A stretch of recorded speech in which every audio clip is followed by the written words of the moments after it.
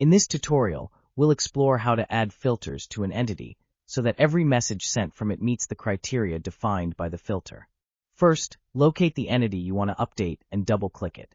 In this example, we'll use sales_order.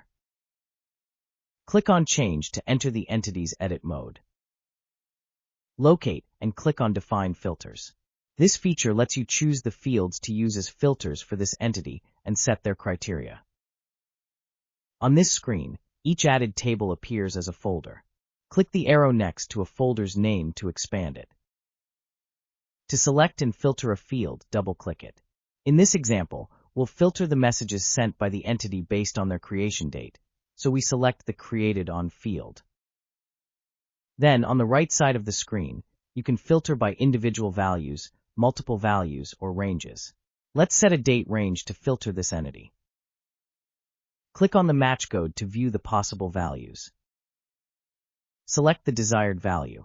For this example, we will only consider sales orders created from June 3, 2025 to June 30, 2025. You can select multiple filters for one single entity. Keep in mind that the entity will only send documents that match the exact criteria you establish. Any other message that does not meet all the established criteria will be ignored. After finishing setting up your filters, click on Save.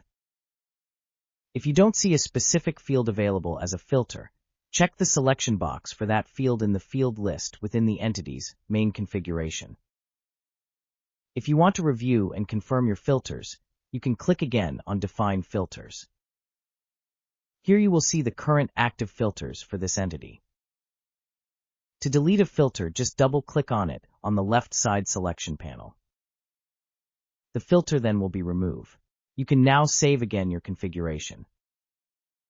To finish and save your configuration, click Save Customizing. A pop-up message will appear indicating that the entity's structure has been modified. Click Continue. Select the package where the configuration will be stored. Type the desired package and click Save.